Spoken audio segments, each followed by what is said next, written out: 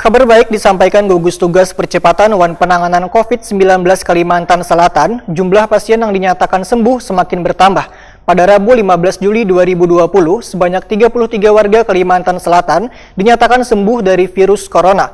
Namun jumlah kasus positif virus corona juga kembali bertambah, berkisar 109 kasus, sehingga total warga Benua yang positif sudah mencapai 4.488 kasus.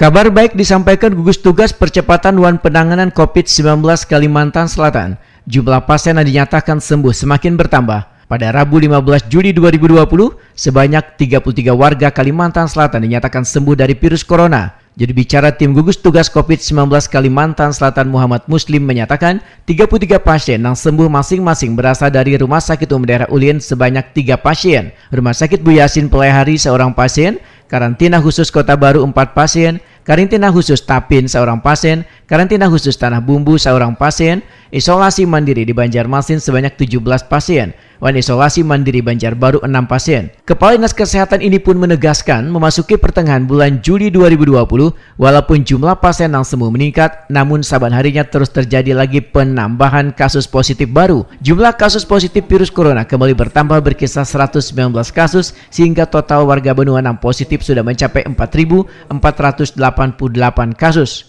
Kita lihat bahwa ada penambahan yang saat ini kasus baru sebanyak 109 kasus. Nah, 109 kasus ini berasal dari diantaranya 23 dari pasien dalam pengawasan yang terkonfirmasi positif, kemudian 86 lainnya merupakan hasil tracing kontak dari surveillance. Penambahan 23 ini tadi kami sebutkan dari beberapa rumah sakit. Kemudian hasil tracing 86 kasus ini berasal dari Banjarmasin sebanyak 52. Sedangkan yang sembuh pada sore ini sebanyak 33 orang. 33 berasal dari perawatan, diantaranya isolasi mandiri yang ada di Banjarmasin ada 17. Kemudian 4 di karantina khusus Kota Baru. Kemudian di karantina khusus di Tapin ada 1 dirawat dari Rumah Sakit Bu Yasin, kemudian 3 dari Rumah Sakit Ulin, 6 isolasi mandiri di Banjarbaru, dan 1 di karantina khusus di Tanah Bumbu.